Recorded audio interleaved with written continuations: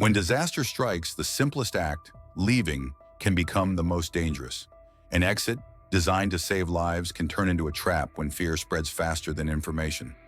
History is full of tragedies where crowds surged toward the same door, bridges collapsed under pressure, and chaos overwhelmed even the best-prepared authorities.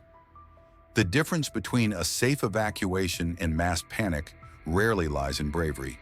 It lies in planning, design, and communication. Panic doesn't arise out of nowhere. It's a chain reaction built on three failures: physical bottlenecks, unclear information, and the psychology of imitation. A narrow corridor or a blocked stairwell isn't deadly until people can't see another way out. Confusion breeds fear, and fear multiplies when one person's sudden movement triggers another's. The crowd becomes a living organism, responding to pressure and uncertainty, not to logic. Understanding this dynamic is the first step toward prevention. Every exit route tells a story. Some whisper calmly through open sightlines, lighting, and signage that guide people naturally. Others scream confusion, blind corners, sudden bottlenecks, closed gates. Geometry, more than capacity numbers, determines whether movement flows or jams. A wide ramp leading to freedom can go unused if it looks like a service door, while a narrow hallway with a glowing exit sign can become a choke point. The best route is not just the fastest, it's the one people instinctively trust.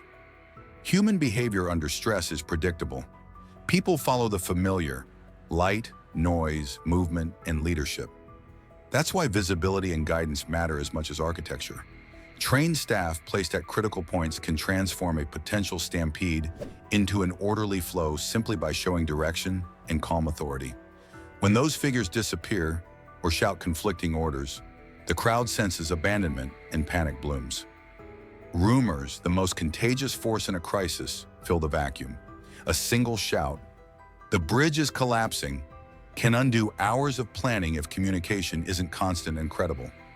Authorities often imagine that control means command, but in crowd dynamics, control comes from trust.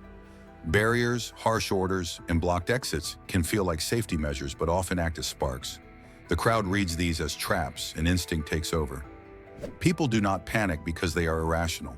They panic because they think no one is helping them survive. Calm, clear instructions, spoken repeatedly in simple language, across loudspeakers, screens, and even phones, can stabilize thousands. When people know why they are moving, they move together instead of against each other. Technology now gives authorities an edge. Cameras, sensors, and crowd monitoring systems can detect rising density before it becomes dangerous. With the right coordination, staff can open new exits, redirect flow, or issue localized alerts through screens and mobile devices. But tech is only as good as the humans behind it. Systems that fail during power loss or send mixed messages can worsen chaos. The most successful safety networks combine digital eyes with human judgment, real-time data, quick decisions, and trained responders who know when to act. Regulation sets the foundation for safety, but rules alone don't save lives. Codes define how many exits a building must have, but they can't predict how fear moves. That's why proactive audits and realistic drills matter. Event organizers, transport operators, and city planners must walk their routes, simulate emergencies, and ask, what happens when the lights fail, when the crowd swells, when communication lags?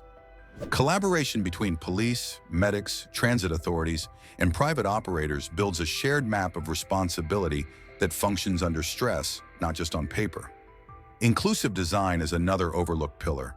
Not every person can move quickly or understand instructions easily.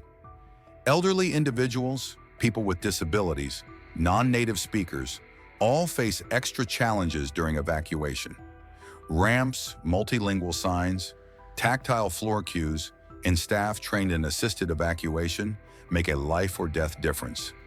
If a system works for the slowest, it works for everyone. The most powerful tool, however, is rehearsal. Drills that feel inconvenient in peace save lives in crisis. They expose blind spots, locked gates, unclear signage, dead Wi-Fi zones before they matter.